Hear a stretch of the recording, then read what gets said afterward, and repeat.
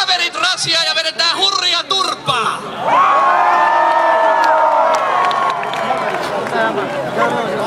Tää Finkkikin on niin jurissa jo, että jumalauta. Ei se mitään. Tässä puvussa on satiaisia. Kuulin elävän legendan. Hyvä yleisö! Eilisen mahtavan finaalin paras pelaaja oli Ruotsin maalivahti. Eikä siitä, eihän se päästänyt kuin 6 läpi. Ruotsin puolelle oli eksynyt 1 suomalainen. Pääjärvi. Teki joukkueen ainoat maalit.